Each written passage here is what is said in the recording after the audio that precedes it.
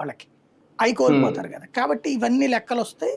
వీటిని ఆల్రెడీ గవర్నమెంట్కి తెలుసు. ఇప్పుడు కులం ప్రస్తావన ఇప్పుడు వాస్తవంగా మతం కూడా ఇదివరకటి రోజుల్లో ప్రొటెస్టెంట్లు లేకపోతే కనుక క్యాథలిక్లు లేకపోతే షియాలు సున్నీలు ఇట్లాగ మిగతా మతాల్లో చేయట్లేదు. ఇక్కడే విశేషం చూడండి, 6 మతాల పరంగానే లెక్కేస్తారట. హిందువులు, ముస్లింలు, క్రైస్తవులు, బౌద్ధులు, జైనులు, సిక్కులు, ఈ 6ఏనట కేటగిరీస్. అదే సందర్భంలో వీళ్ళది వచ్చేటప్పటికి అట్లా షియాలు సున్నీలు ఇట్లా లెక్క వేయట్లేదు. షియా సున్నీ కంప్లీట్ డిఫరెంట్ కదా. హిందువుల్లోనేమో కులాల వారీగా లెక్క కట్టాలట, మిగతా మతాల్లోనేమో ఆ వర్గాల వారీగా లెక్క కట్టకూడదట.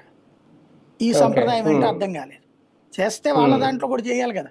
ముస్లింలో కూడా కులగణన చేయండి, లేదా వాళ్ళది వర్గగణన చేయండి. క్రైస్తవులో కూడా వర్గగణన చేయండి, తెలుసుద్ది కదా ఏంటనేటటువంటిది. అంటే నిజంగా చేస్తే చాలా మంది రిజర్వేషన్లు కోల్పోతారేమో కదా సార్. రిజర్వేషన్కి దానికి సంబంధం లేదు. ఎస్సీ ఎస్టీ రిజర్వేషన్ క్రిస్టియన్స్ లో మత గణన వర్గగణన అనేది చేస్తే చాలా మంది క్రిస్టియానిటీలో ఉన్న హిందువులుగానే చెప్పుకుంటా ఉంటారు. వాళ్ళకి క్రిస్టియానిటీ అనేది చేరిస్తే వాళ్ళకి రిజర్వేషన్లు వర్తిస్తాయా? వాళ్ళు ఇప్పుడు కూడా కులం పేరే చెప్తారు. నేను అనేది ప్రొటెస్టెంట్స్ క్యాథలిక్లు ఇట్లాగా వాళ్ళకి ఎట్లాగ రిజర్వేషన్ లేదు. ఎస్సీలు కన్వర్టెడ్ క్రిస్టియన్ అయితే చెప్పుకోరాళ్ళు.